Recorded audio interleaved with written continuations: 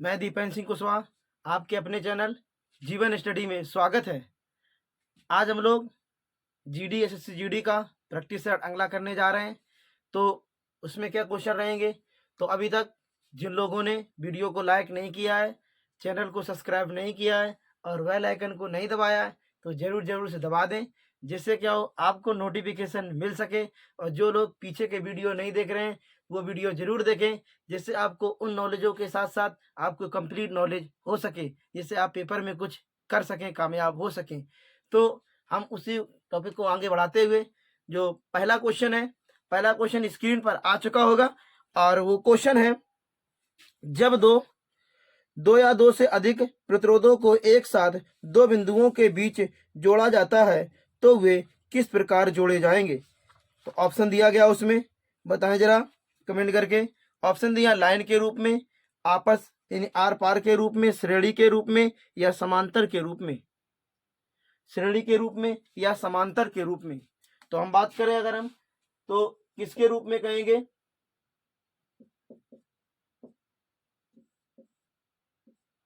बताएं जरा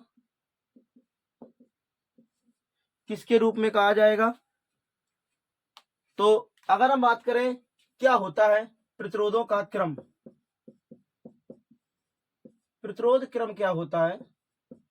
प्रतिरोध क्रम दो प्रकार के होते हैं, एक को बोलते हैं समांतर क्रम में। समांतर क्रम में वोल्टेज समान होते हैं। समांतर क्रम क्या होता है अभी बताते हैं। समांतर क्रम में जो वोल्टेज होंगे, वोल्टेज समान रहते हैं, जबकि श्रेणी क्रम में प्रतिरोधों का जो श्रेणी क्रम होता है उसमें विद्युत धारा समान रहती है।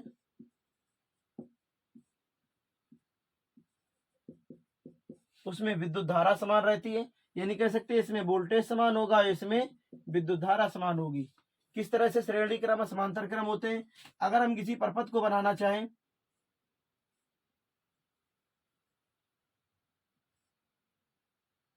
तो ये परपथ बन जाएगा इस तरह से।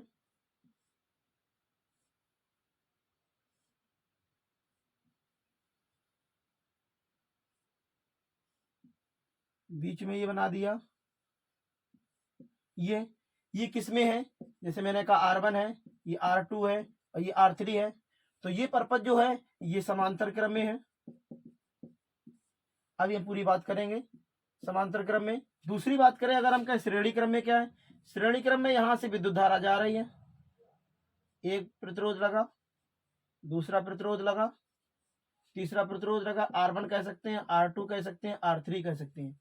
ये श्रेणी क्रम में हो गया। ये समांतर क्रम है श्रेणी क्रम में। अगर हमने कहा वोल्टेज क्यों समान होता है, क्योंकि वोल्टेज क्या होगा पूरे परपथ में एक होगा, विद्युत धारा अगर कहें यहां पर अलग अलग होगी।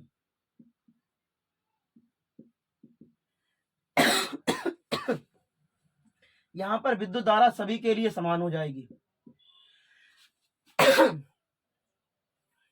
लेकिन क्या होगा, वोल्टेज सब जगह अलग अलग होगा। यहाँ पर वोल्टेज अलग अलग होगा लेकिन विद्युत धारा कैसी होगी, समान होगी। तो यहीं से इसीलिए समझ सकते हैं क्वेश्चन एक आता है, तीन क्वेश्चन आते हैं, जरा समझ लेंगे। सॉरी, तीन क्वेश्चन आते हैं। एक आता है सजावटी लाइटें किस क्रम में जुड़ी होती हैं।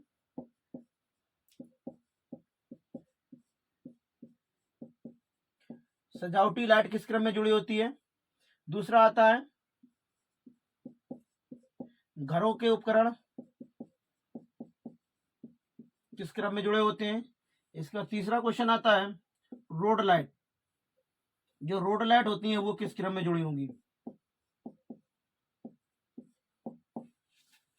रोड लाइट किस क्रम में जुड़ी होती है, तो आप इसी समझेंगे। अगर कहा जाए सजावटी क्रम में, सजावटी बल्ब जो होते हैं, सजावटी बल्ब अगर एक बल्ब खराब हो जाए तो पूरी सीरीज खराब हो जाती है। इसका मतलब है अगर मैंने कह दिया ये प्रतिरोध खराब हो गया, तो यहां से ये प्रतिरोध अगर खराब हो जाएगा तो विद्युत धारा आगे जा पाएगी। अगर हम कहें यहाँ पर जो भी था, यहाँ पर तार था, ये बल्ब खराब हो गया, तो विद्युत धारा आगे प्रवाहित हो जाएगी, आगे विद्युत धारा नहीं जा पाएगी।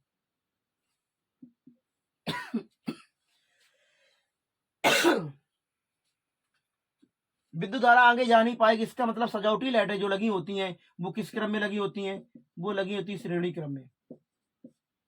अगर मैंने कहा घर के उपकरण, घर का कोई एक बल्ब अगर खराब हो जाता है, क्या सभी पूरे घर में विद्युत धारा प्रवाहित होती है, बिजली? ऐसा नहीं। जिस जो परपथ में बल्ब, जैसे बोझ के ये बल्ब लगा, ये अगर बल्ब खराब हो गया तो इस क्रम में जो भी लगा होगा वो प्रभावित होगा, लेकिन इसके नीचे विद्युत धारा आसानी से प्रभावित रहेगी। इसलिए कह सकते हैं घरों में जो उपयोग किया जाता है वो कौन सा किया जाता है, समांतर में। उसी तरह से रोड लाइट, रोड लाइट आपने देखा होगा कि अगर एक रोड लाइट है, सड़कों पर लगी हुई जो लाइटें होती हैं, वो लाइटें अगर एक लाइट खराब हो जाए, क्या सड़क पे पूरी लाइटें खराब हो जाती हैं? ऐसा नहीं हो, वही लाइट खराब होती है, बाद बाकी सब लाइटें खराब नहीं होती हैं। तो इस तरह से कह सकते हैं किस क्रम में जुड़े होते हैं, ये भी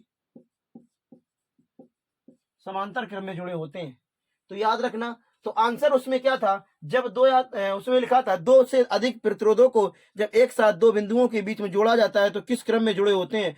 तो उसका आंसर आएगा जब अलग अलग जोड़े जाते हैं दोनों, तो किस क्रम में, दो प्रतिरोधों को अलग अलग बिंदुओं से, एक साथ नहीं, अलग अलग बिंदुओं पर। देखें जरा, ये अलग अलग बिंदु हो गए, ये बिंदु अलग था, यहाँ पर प्रतिरोध अलग था, यहां से यहां तक बिंदु अलग थे, अलग अलग, लेकिन दो ही बिंदु चाहिए, एक दो बिंदु। तो दो बिंदुओं के बीच में जो प्रतिरोध जोड़े जाएंगे वो कौन सा क्रम होगा, वो होगा समांतर। इस तरह से इसका आंसर जो होगा, इसका आंसर डी नंबर पड़ेगा जाके। कौन सा आंसर आएगा, इसका आंसर डी आएगा, समांतर क्रम में, क्योंकि दो बिंदुओं के बीच बोल रहा है, दो से अधिक बिंदुओं के बीच नहीं। अगर कहे दो या दो से अधिक बिंदुओं के बीच जोड़ा जाता तो कौन सा होता, श्रेणी क्रम होता। और कह रहा दो बिंदुओं के बीच अनेक, दो या दो से अधिक प्रतिरोध जोड़े जाए, दो बिंदुओं के बीच दो या दो से अधिक प्रतिरोध जोड़े गए तो वो कौन सा, समांतर में आ जाएगा।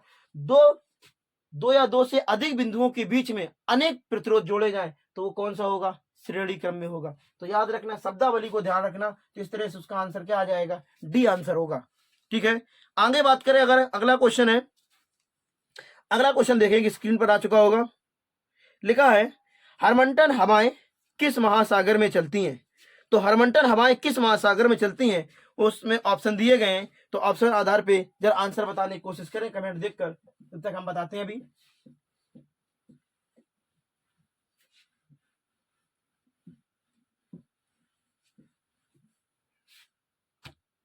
बताएं जरा। तो अगर कहा जाए हरमंटन हवाएं क्या है,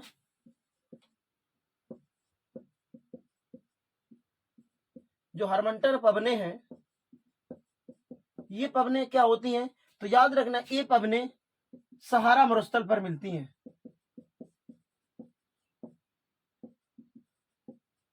सहारा मरुस्थल में पाई जाएंगी।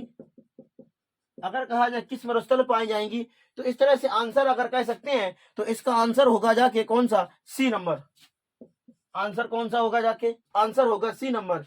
लेकिन यही हरमंटन हवाएं जब गिनी के तट पर पहुंचती हैं, गिनी के तट पर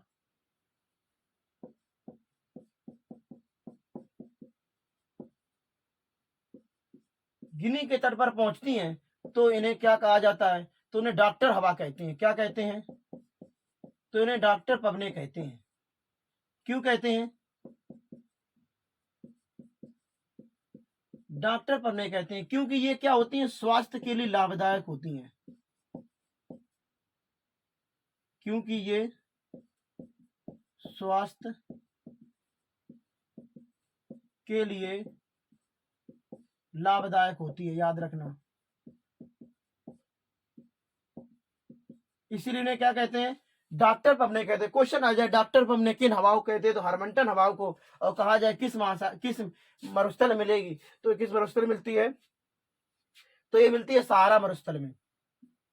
तो याद रखना, सहारा मरुस्थल अगर पूछ दे तो कहां पर है सहारा मरुस्थल, तो ये अफ्रीका महाद्वीप पर पड़ेगा। कहां पर पड़ेगा, अफ्रीका महाद्वीप में पड़ेगा। याद रखना, अफ्रीका महाद्वीप के किस वाले भाग पे, तो अफ्रीका महाद्वीप में दो पड़ते हैं, कालाहारी पड़ता है, एक सहारा मरुस्थल पड़ता है। कालाहारी मरुस्थल अफ्रीका में दक्षिण पड़ता है, जबकि सहारा मरुस्थल अफ्रीका के उत्तर पूर्वी भाग पर पड़ेगा जाके, उत्तर पश्चिम भाग पे, सॉरी उत्तर पूर्वी नहीं, उत्तर पश्चिमी, उत्तर पश्चिमी अफ्रीका में पड़ेगा जाके ये। तो याद रखना, अगर कहते सहारा मरुस्थल कहां पर, उत्तर पश्चिमी अफ्रीका में पड़ता है ये। और एक कालाहारी मरुस्थल बताया, वो पड़ेगा जाके दक्षिण अफ्रीका वाले क्षेत्र में। तो इस तरह से अगर कहा जाए और बहुत सारी पवनें हैं, जैसे चिनूक पवन आती है। चिनूक पवन कहां पर मिलती है? तो चिनूक पवन मिलेगी हमें कहां पर? तो याद रखना चिनूक पवन मिलती है रॉकी पर्वत पर। और रॉकी पर्वत कहां पर मिलेगा? ये मिलेगा अमेरिका और कनाडा के बीच में। रॉकी पर्वत मिलता है कहां पर? अमेरिका और कनाडा के बीच में। तो याद रखना इस तरह से एक पवन आती है जिसका नाम आता है फोन पवन। ये फोन पवन कहां पर मिलती है? ये मिलती है आल्पस।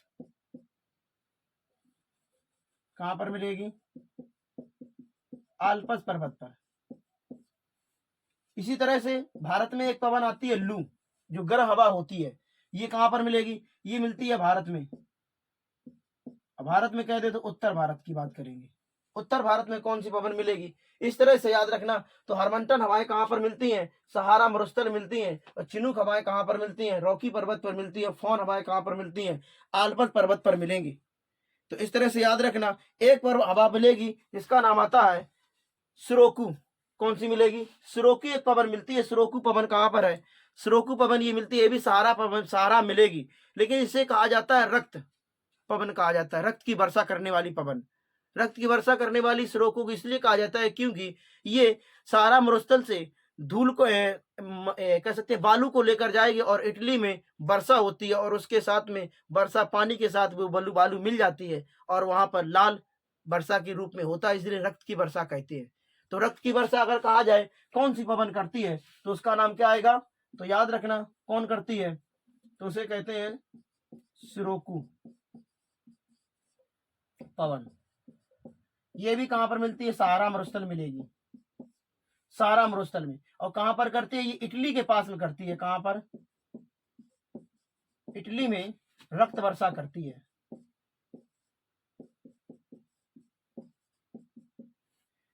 इटली में क्या करती है? रक्त वर्षा करती है। याद रखना इतनी चीजें इंपॉर्टेंट थी। इसमें और भी बहुत सारी पवनें मिलेंगी, तो कभी और क्वेश्चन आएगा जब कभी बता देंगे। तो याद रखना इतनी चीजें। अगला क्वेश्चन देखें स्क्रीन पर। क्वेश्चन है निम्न फसलों में से कौन सी फसल खरीफ की फसल नहीं है? निम्न फसलों में से कौन सी फसल खरीफ की फसल नहीं है? अगर बात करें तो खरीफ की फसल क्या होती है, रबी की फसल क्या होती है, जायद क्या होता है, उसी के आधार पर आंसर देखेंगे।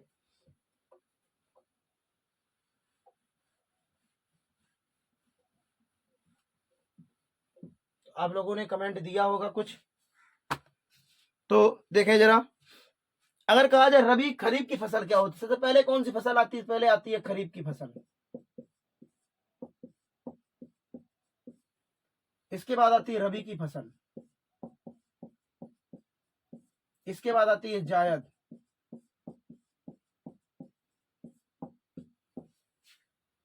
अगर कहा जाए खरीफ की फसल कब बोई जाती है? कब बोई जाती है खरीफ की फसल? तो याद रखना ये बोई जाती है जून या जुलाई में। और काटी कब जाती है? तो अक्टूबर नवंबर में। अगर कह दे कब काटी जाएगी, कब काटी जाती है, तो ये काटी जाती है अक्टूबर और नवंबर में। अक्टूबर और नवंबर में। तो याद रखना काटनी कब होती है, बोई कब अगर कहे कौन कौन सी फसल खरीफ की फसल है, तो धान हो गया आएगा, कपास, याद रखना, तंबाकू भी एक तरह से कौन सी फसल है, खरीफ की फसल है। सोयाबीन कैसी फसल है? सोयाबीन, सोयाबीन कैसी फसल है? तो वो भी खरीफ की फसल है। मक्का कैसी फसल है? बाजरा कैसी फसल है? तो ये सब फसलें, बहुत सारी फसलें मिलेंगी। तो याद रखना धान की हो गई, कपास हो गया, तंबाकू हो गई, सोयाबीन। जो मैंने ये चार लिखे, इन चारों को बड़ा विशेष ध्यान देना। ये तीन जो लिखे गए ये बाद बाकी हम लोग जानते हैं, कपास हो गया, तंबाकू हो गया, सोयाबीन। तो इन चीजों का भी कंफ्यूजन हो जाता है, कभी पढ़े नहीं होते हैं। तो याद रखना कपास, तंबाकू और सोयाबीन। 2019 वाले जीडी के पेपर में तंबाकू वाला क्वेश्चन दिया था, उसमें कहा था निम्नलिखित में कौन सी फसल खरीफ की फसल है। ठीक है, तो याद रखना भाई, हम सीजनल वाइज पूरा कराएंगे प्रैक्टिस सेट, उसका भी अभी जो प्रीवियस क्वेश्चन है कुछ उनमें से छाट क्वेश्चन करा रहे हैं, जिससे क्या हो जाए, उनसे सब कुछ चीज बात का हो जाए, और इसके बाद अगर टॉपिक बाय टॉपिक फिर चलते जाएंगे, पेपर बाय पेपर जो होगा उस पेपर के आधार पे। अगर कहे रबी की फसल कब होती है, तो रबी की फसल अक्टूबर और नवंबर में बोई जाती है। कब बोई जाएगी? अक्टूबर और नवंबर में बोई जाती है। और काटी कब जाएगी? तो याद रखना, ये काटी जाती है कब? तो ये काटी जाएगी जाके मार्च में और अप्रैल में। मार्च अप्रैल में काटी जाती है। अगर कहें ये कौन कौन सी फसल है, इसकी कौन सी फसल हो जाएगी, तो अगर कहा जाए फसल कौन सी हो जाएगी, तो अगर कहें इसमें गेहूं, कौन सी? गेहूं, जैसे चना, सरसों, गेहूं, चना, सरसों, मटर। ठीक है, गेहूं हो गया, चना हो गया, सरसों हो गया, मटर हो गया, ये सब किस में मिल जाएंगी? इसमें और भी बहुत सारी फसलें आएंगी, इंपॉर्टेंट ध्यान देना जरा। गेहूं, चना, सरसों, तो किस में मिल जाएगी? रबी की फसल मिल जाएगी। अगर कहा जायद की फसल कौन सी होती है, जायद की फसल कौन सी मिलेगी, तो जायद की फसल वो फसलें होती है जो पानी युक्त फसलें होती हैं, जल युक्त फसलें जैसे ज्यादा होगी। तो अगर ये कहा ये कब बोई जाती है, तो ये बोई जाएगी जाके जब ये मार्च अप्रैल में खत्म हो जाएगी। तो याद रखना, अप्रैल, यानी कह सकते हैं अप्रैल और जून, अप्रैल से लेके जून तक, अप्रैल मई जून, अप्रैल मई जून तक, ये 3 महीने तक ये फसल चलती है। अप्रैल मई जून तक ये 3 महीने तक फसल चलती है, जायद की फसल। और अगर कहें इस फसल में कौन कौन सी फसलें आती हैं, इस फसल में कौन कौन सी फसलें आती हैं, तो इस फसल में फसलें आपकी आ जाए, जैसे कहा जाए तरबूज, खरबूज, जैसे खीरा, ककड़ी,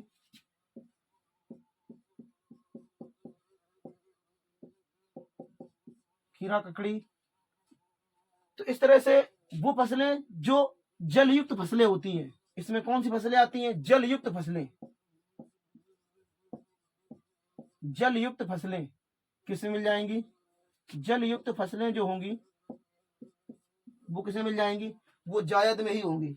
जलयुक्त फसलें किसमें होंगी? जायद में होंगी। तो इस तरह से अगर ऑप्शन कहें तो ऑप्शन में उसमें मिलता है, धान लिखा था, गेहूं लिखा था, मक्का लिखा था, चना लिखा था, तो कह रहा था खरीफ की फसल कौन सी नहीं है, तो गेहूं और चना, गेहूं और चना किसकी है? रबी की है। गेहूं और चना किसकी है? रबी की है, खरीफ की नहीं है। इस तरह से इसका आंसर अगर कहा जाए तो कौन सा आएगा? डी नंबर आंसर मिलेगा, दूसरा और चौथा। तो इसका आंसर कौन सा आएगा? इसका आंसर डी होगा। तो याद रखना ये ऑप्शन। अगले क्वेश्चन की बात करें, क्वेश्चन अगला है, निम्नलिखित में से कौन सी समिति गठित की गई थी? किसके लिए? जो बीपीएल परिवार है उन परिवारों को पहचानने के लिए कौन सी समिति का गठन किया गया था? बीपीएल परिवारों को पहचानने के लिए। तो आप लोग कमेंट करें, उसमें 4 ऑप्शन दिख रहे होंगे। तेंदुलकर समिति है, लकड़वाला समिति है, और सक्सेना समिति है, और हासिम समिति है। तो जरा बताएं कौन सी समिति होगी जो बीपीएल परिवारों को पहचानने के लिए की गई थी?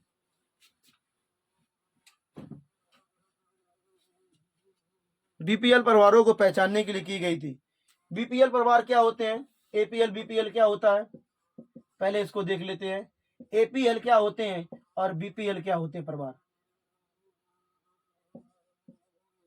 एपीएल क्या होते हैं, बीपीएल परिवार क्या होते हैं? एक आती है गरीबी रेखा। गरीबी रेखा क्या होती है? गरीबी रेखा समय समय पर अलग अलग बताते हैं, अलग अलग लोगों ने अलग अलग बताई है, समितियां जब बनाई जाती है। गरीबी रेखा एक वो रेखा है जिस रेखा के ऊपर अमीर होते हैं और उस रेखा के नीचे वाले गरीब होते हैं, कह सकते हैं सिंपल भाषा में। गरीबी रेखा क्या होती है? गरीबी रेखा ये रेखा है, गरीबी रेखा है पूरी एक, इसके ऊपर वाले एक तरह से कह सकते हैं अमीर हैं, इसके नीचे वाले जो होंगे वो होंगे गरीब। तो जिस रेखा द्वारा अमीर और गरीब को बांटा जाए वह रेखा क्या कहलाती है? गरीबी रेखा कहलाती है। तो इसी को कहा गया एबव पॉवर्टी लाइन, यानी गरीबी रेखा के ऊपर वाले जो होंगे वो एपीएल कहलाएंगे, और गरीबी रेखा के नीचे वाले होंगे बिलो पॉवर्टी लाइन। गरीबी रेखा के नीचे वाले बिलो पॉवर्टी लाइन वाले होंगे, गरीबी रेखा के नीचे होंगे, इसका मतलब ये गरीब हो जाएंगे। इनको गरीब बोला जाता है एक तरह से। एपीएल वाले को क्या बोला जाएगा, अमीर बोला जाता है। थोड़ा इनसे सुदृढ़ है, इनसे खान पीन में अच्छे, इनका खान पीन थोड़ा खराब है। कह सकते हैं जो बीचों बीच जो रेखा खींची गई, ये रेखा क्या कहलाएगी, गरीबी रेखा कहलाएगी। तो उसी में क्वेश्चन आया है कि एपीएल और बीपीएल में, उसने कहा कि बीपीएल परिवार जो होते हैं उन परिवारों को पहचानने के लिए कौन सी समिति गठन किया गया। तो उसमें जो हासिम समिति है, ये हासिम समिति गठन किया गया था बीपीएल परिवारों को। तो आंसर उसमें से डी होगा। कौन सी समिति है, हासिम समिति, हासिम समिति। इसी तरह से गरीबी को लिए बहुत सारी समितियां बनाई गई। लकड़वाला समिति एक आती है। अगर कहे लकड़वाला समिति किसके लिए बनी थी, लकड़वाला समिति किसके लिए बनी, ये भी गरीबों के लिए ही बनी थी। लकड़वाला समिति जो बनी थी, लकड़वाला जो समिति बनाई गई 1978 में बनाई गई थी। मोरारजी देसाई की सब सरकार थी, उस समय बनाई गई थी। तो इस लकड़वाला समिति ने क्या किया था, गरीबी का आंकड़ा जारी करने के लिए समिति बनाई गई थी। गरीबी कितने परसेंट है, क्योंकि उस समय इंदिरा गांधी ने गरीबी हटाओ का नारा दिया था और इंदिरा गांधी सरकार चली गई थी 5वीं पंचवर्षीय योजना के बाद में। याद रखेंगे, जब 5वीं पंचवर्षीय योजना के बाद 2 साल का अवकाश आया, मोरारजी देसाई ने किया था 2 साल का, जिसमें आता है अनवरत योजनाएं, रोलिंग प्लान बोलते हैं जिसको। तो उसी दौरान, ये रोलिंग प्लान के दौरान में लकड़वाला समिति बनाई गई। और लकड़वाला समिति किसके लिए बनी थी, तो गरीबी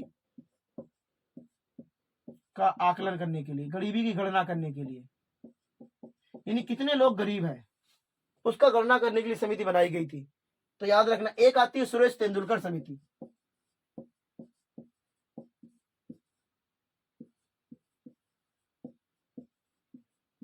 सुरेश तेंदुलकर समिति ये 2004 में बनी थी और इसने अपनी रिपोर्ट कब दी थी, इसने रिपोर्ट अपनी 2009 में दी थी। और अपनी रिपोर्ट में इन्होंने गरीबी कितनी बताई थी भारत की, इन्हें अपनी रिपोर्ट में गरीबी बताई थी, जो बताई थी वो बताई थी 21.9%। सुरेश तेंदुलकर समिति जो 2004 बनी थी, उसने रिपोर्ट 2009 में दी थी, उसमें उन्होंने गरीबी बताई थी 21.9%। याद रखना। इसके बाद अगला क्वेश्चन कहा जाए तो एक समिति बनी थी सी रंगराजन समिति। अगर कहा जाए सी रंगराजन समिति ने गरीबी कितनी बताई थी,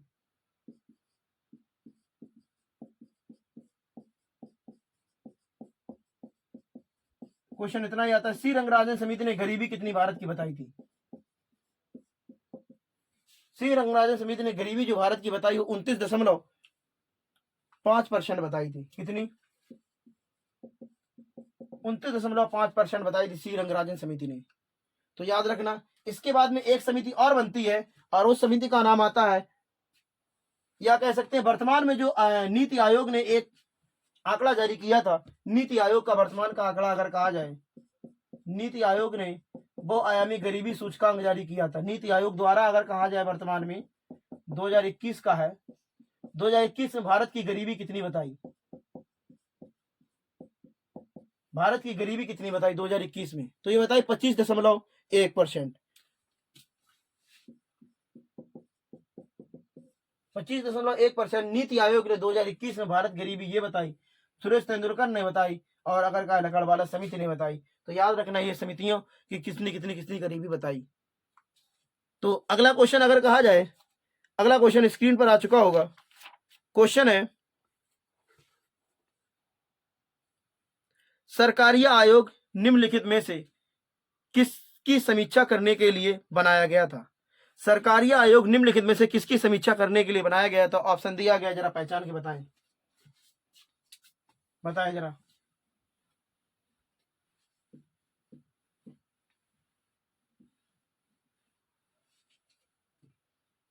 किसके लिए बनाया गया था। तो सरकारिया आयोग हमेशा पूछा जाता है,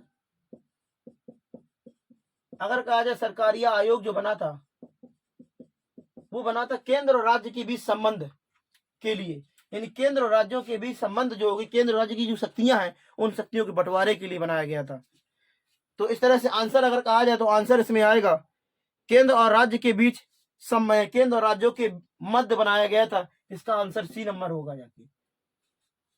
अगर कहें क्यों बनाया गया था, तो अगर क्वेश्चन एक आता है कौन सा विभाग है जिसमें केंद्र और राज्यों के बीच शक्तियों के बंटवारे की बात कही गई है या केंद्र और राज्यों के बीच संबंध बताया गया है, केंद्र और राज्यों के बीच जो संबंध है, केंद्र और राज्य के बीच जो संबंध बताया गया है, केंद्र और राज्य के बीच जो संबंध की बात कही गई है, वो तो कहा गया किसमें? 11 में। भाग किसमें है? भाग 11 में बताया गया केंद्र और राज्य के बीच संबंध की बात कही गई है। लेकिन केंद्र और राज्य के बीच अगर कहा जाए शक्तियों के बंटवारे की बात कही गई, वो 14 में बताया गया है, भाग 14 में। तो सरकारी आयोग ने क्या, केंद्र और राज्य के बीच जो संबंध है, उन संबंधों की बात कही किसने? सरकारी आयोग ने। इस तरह से याद रखना। ये अगला क्वेश्चन है, संविधान के किस भाग में पंचायती राज व्यवस्था संबंधित प्रावधान किया गया है? पंचायत संविधान में पंचायती राज व्यवस्था का प्रावधान किस में किया गया है? तो भाग दिए गए, उसमें 9 दिया गया है, 8 दिया गया है, 7 दिया गया है, 6 दिया गया है। बताएं जरा, अगला क्वेश्चन में बताएं। तो अगर कहें पंचायती राज व्यवस्था, 4 क्वेश्चन सुनना जरा ध्यान से, जो कंफ्यूजन बनाते हैं। एक तो शब्द आता है ग्राम पंचायत, एक शब्द आता है ग्राम पंचायत, एक आता है पंचायती राज व्यवस्था।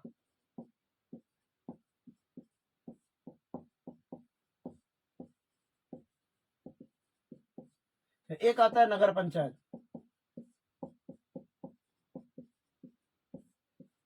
नगर पंचायत, और एक आता है आपका सहकारी समितियां।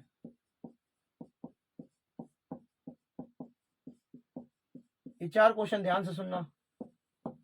अगर कहा जाए ग्राम पंचायत का वर्णन संविधान के किस भाग में है या किस अनुच्छेद में है, तो भाग कहेंगे, भाग मिलता है ये 3 में, सॉरी 4 में। भाग किसे मिलेगा? भाग 4 मिलेगा। कौन से अनुच्छेद में? अगर कहें अनुच्छेद मिलता है 40। याद रखना, ग्राम पंचायत का वर्णन किस अनुच्छेद में? अनुच्छेद 40 में दिया जाता है। और किस भाग में है? भाग 4 में है। अगर कहा जाए पंचायती राज व्यवस्था का वर्णन किस भाग में है, तो ये भाग मिलता है 9। अगर कहा जाए ग्राम पंचायत का वर्णन किस में मिलता है? 9 का ए में। किस भाग में है? तो 9 के ए में मिलता है। सहकारी समितियों का वर्णन अगर कहा जाए किस भाग में मिलता है, तो 9 के बी में मिलता है। जो लोग नए लोग हैं इस चैनल को देख रहे हो, तो सब्सक्राइब जरूर करते रहना, बेल आइकन को दबाते रहना, शेयर करते रहें। ठीक है, चलिए आगे बढ़ते हैं। अगर कहा जाए इनका प्रावधान कहाँ कहाँ किस किस संशोधन द्वारा किया गया, अगर कहा जाए भाग 9 किस संशोधन द्वारा जोड़ा गया, इसके लिए कौन सा संशोधन आता है? तो इसके लिए संशोधन आता है 73वां, इसके लिए संशोधन आता है 74वां, इसके लिए संशोधन आता है 97वें संशोधन। ये संशोधन याद रखना। इसके बाद अगर कहा जाए इसमें कितने कितने विषय आते हैं, पंचायती राज व्यवस्था में कितने विषय आते हैं, तो 29 विषय की बात कही गई है। कितने विषय है? 29 विषय बात कही गई। अगर कहा जाए इसमें कितने विषय बताए गए हैं, तो इसमें विषयों की संख्या कितनी है? विषय है 18। नगर पंचायत में कहते नगर पालिका परिषद की बात करें, या कहें नगर पंचायत की बात करें, या नगर पालिका की बात कर दें, नगर पालिका या पंचायत हटा दे शब्द। ठीक है, अगर कहा जाए नगर पालिका का वर्णन किसमें है, तो याद रखना 9 के ए में है। और कितने विषय दिए गए नगर पालिका में? क्योंकि इसी में 18 है। अगर कहते पंचायती राज व्यवस्था में कितने विषय दिए गए? 29 दिए गए। अगर कहते किस किस अनुसूची में जोड़ा गया फिर विषय में, तो अगर अनुसूची की बात करते तो अनुसूची वो अनुच्छेद थे। ठीक है, अगर हम उधर भाग थे, तो अगर हम कहते अनुसूची कौन सी है, तो इसके लिए अनुसूची कौन सी है, तो पंचायती राज व्यवस्था के लिए अनुसूची आती है 11। और अगर कहते हैं नगर पालिका के लिए अनुसूची कौन सी आती है, अनुसूची कौन सी आती है, तो इसके लिए आती है 12 अनुसूची। तो याद रखना, इसके लिए पंचायती राज व्यवस्था के लिए 11 है और इसके लिए 12वीं अनुसूची है। कितने विषय है? नगर पालिका के लिए 18 विषय हैं, और अगर कहा जाए पंचायती राज व्यवस्था के लिए 29 विषय हैं। कितने विषय? 29 विषय है। याद रखना, अगर किस संशोधन द्वारा किया गया, तो यह प्रावधान इस तरह से ध्यान देना। तो उसमें क्वेश्चन पूछा गया था, कहा गया था पंचायती राज व्यवस्था का वर्णन किस भाग में आता है, तो भाग आता है 9। पंचायती राज व्यवस्था का वर्णन किस भाग में है, तो इस तरह से आंसर कौन सा होगा? आंसर नंबर ए होगा इसका। कौन सा आंसर होगा? आंसर इसका ए होगा। ठीक है, अगला क्वेश्चन है, क्वेश्चन कह रहा है भारत में नागरिकों के मौलिक अधिकारों में संशोधन कौन कर सकता है? मौलिक अधिकारों में संशोधन कौन कर सकता है? मौलिक अधिकारों में संशोधन कौन कर सकता है? तो अगला क्वेश्चन देखें, इसे बताएं जरा कमेंट करके, कौन कर सकता है मौलिक अधिकारों में संशोधन? ऑप्शन दिया गया, उसमें लोकसभा दिया, संसद दिया, राज्यसभा दिया है, लोकसभा दिया, राज्यसभा दिया, संसद दिया, सर्वोच्च न्यायालय दिया है। तो अगर कहें संशोधन क्या होते हैं, संशोधन क्या होते हैं, तो हमारे भारतीय संविधान में संशोधन 3 प्रकार से हो सकते हैं। भारतीय संविधान में संशोधन 3 प्रकार से हो सकते हैं, याद रखना। एक होता है साधारण संशोधन, भारतीय संविधान में 3 प्रकार संशोधन हो सकते हैं। एक होता है साधारण संशोधन, एक होता है विशेष संशोधन, एक होता है विशेष प्लस आधे राज्य, प्लस आधे राज्य। इसका मतलब ये है, अगर कोई भी संशोधन हो रहा है, साधारण संशोधन अगर होता होगा, साधारण संशोधन क्या है? संसद द्वारा अपना मान्यता प्राप्त, संसद द्वारा या अपने ही आपस में जो मंत्रिमंडल बैठे हैं, मंत्रिपरिषद है, आपस में संसद में कोई विधेयक संशोधन लाएंगे, सामान्य संशोधन होगा। इस संशोधन के अंतर्गत अगर कहा जाए इस तरह संशोधन हुआ है, तो 300 अनुच्छेद 368 के अंतर्गत नहीं होता है। इसका मतलब क्या है? इसका मतलब ये है कि अगर साधारण संशोधन हो रहा है, उसके लिए संशोधन का नंबर नहीं दिया जाएगा। जैसे आप पढ़ते होंगे 104, 102, 103, जो 103 इस समय विवाद में चल रहा है, सवर्णों को आरक्षण के लिए सुप्रीम कोर्ट ने भी विवादित कुछ बताया, समिति बनाई गई थी, अभी यूयू ललित समिति द्वारा कुछ निर्धारित किया गया था, और उसे कहा गया कि जो सवर्णों का आरक्षण दिया गया है वो एक सही प्रावधान है, संविधान के खिलाफ सही है। तो याद रखना, उसी तरह से यहाँ पे कह सकते हैं साधारण संशोधन होता होगा, तो साधारण संशोधन कभी भी 368 के अंतर्गत यानी संविधान में उसका नंबर नहीं दिया जाएगा, संशोधन तो हो जाएगा, लेकिन विशेष और आधे राज्य ये 368 के अंतर्गत माने जाते हैं। इनमें अगर संशोधन हो रहा है, विशेष और आधे राज्य द्वारा संशोधन हो रहा है, तो 368 के अंतर्गत होगा, 368 के अंतर्गत होगा। तो इसमें कह सकते हैं विभिन्न प्रकार, जैसे मौलिक अधिकारों में संशोधन करना है तो इसमें संशोधन होगा। लेकिन किसी राज्य से साधारण संशोधन क्या होता है? साधारण संशोधन कह सकते हैं जैसे राज्यों के नाम में परिवर्तन, इसमें क्या कह सकते हैं?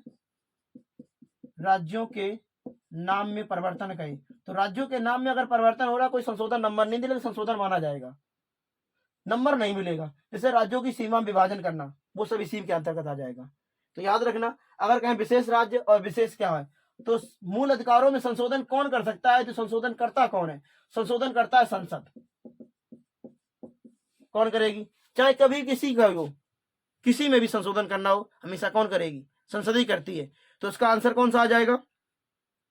तो इसका आंसर होगा जाके सी नंबर। कौन सा आंसर होगा जाके? इसका आंसर हो जाएगा सी नंबर। तो याद रखना, इसका आंसर सी नंबर हो गया। अगला क्वेश्चन सुनेंगे। भारतीय प्रायद्वीप की सबसे ऊंची चोटी, यानी कितनी बार तुम्हें क्वेश्चन बताया, ये चोटियां यानी कितनी बार तुम्हें याद कराई है, याद रखना। तो प्रायद्वीप की सबसे ऊंची चोटी बताएं जरा कमेंट करके, प्रायद्वीप की सबसे ऊंची चोटी कौन सी है? तो भारतीय प्रायद्वीप की सबसे ऊंची चोटी, तो 5-6 क्वेश्चन जरा ध्यान से सुनना। अगर कहा जाए उत्तर भारत की, उत्तर भारत की सबसे ऊंची चोटी, उत्तर भारत की सबसे ऊंची चोटी, उत्तर भारत की सबसे ऊंची चोटी। फिर को क्वेश्चन कह दे भारत में स्थित सबसे ऊंची चोटी, भारत में स्थित सबसे ऊंची चोटी, भारत में स्थित सबसे ऊंची चोटी। फिर क्वेश्चन कहे दक्षिण भारत की सबसे ऊंची चोटी, दक्षिण भारत की सबसे ऊंची चोटी।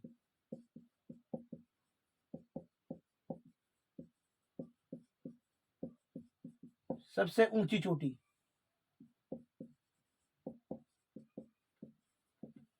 या कह दे प्रायद्वीपी भारत की, यही क्वेश्चन है, प्रायद्वीपी भारत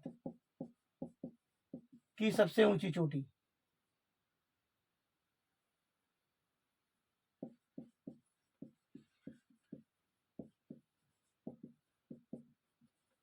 प्रायद्वीप भारत की सबसे ऊंची चोटी, यही क्वेश्चन है, इसका भी आंसर है। अगर क्वेश्चन पूछ दी दूसरा, सतपुड़ा पर्वत की सबसे ऊंची चोटी, सतपुड़ा पर्वत की सबसे ऊंची चोटी। कह दे अरावली पर्वत की सबसे ऊंची चोटी, अरावली पर्वत की सबसे ऊंची चोटी। क्वेश्चन कहते हैं नीलगिरी पर्वत की सबसे ऊंची चोटी,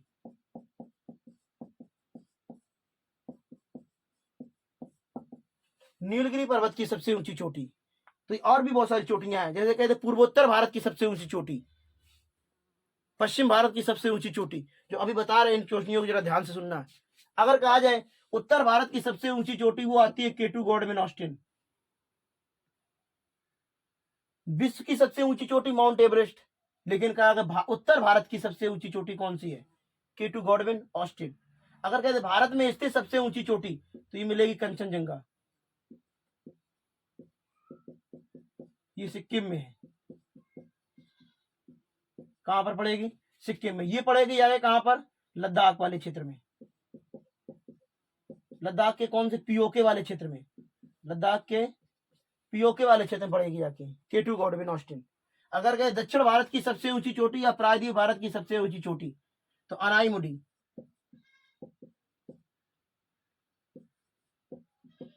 अनाईमुडी अन्नामलाई पहाड़ी पर मिलती है। ये अन्नामलाई पहाड़ी की सबसे ऊंची चोटी भी है।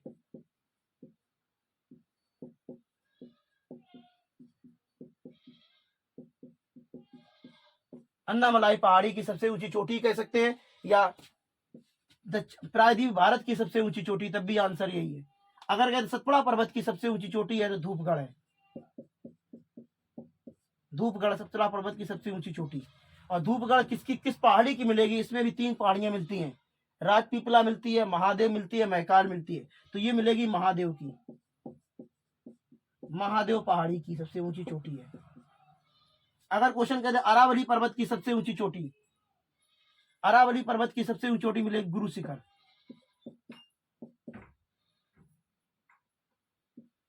गुरु शिखर, जिसे कहते हैं माउंट आबू कहते हैं, माउंट आबू भी कहा जाता है। अगर कहते हैं नीलगिरी पर्वत की सबसे ऊंची चोटी, तो ये मिलती है डोडा बेटा, डोडा बेटा। तो याद रखना ये क्वेश्चन को, इतने क्वेश्चन रखेंगे। अगले क्वेश्चन, अगले जो वीडियो बनेगा उसमें और कुछ क्वेश्चन होंगे। तो ये क्वेश्चन अच्छे लगे हो तो आप लोग शेयर करें और वीडियो को लाइक करें और चैनल को सब्सक्राइब करते रहें। और इस चैनल को जितना आप बढ़ाएंगे उतना आपके लिए अच्छा मिलता रहेगा। और ये गारंटी देते हैं कि आपको अच्छा दिया जाएगा, जिससे आपके लिए पेपर में कुछ फंस सके। जय हिंद।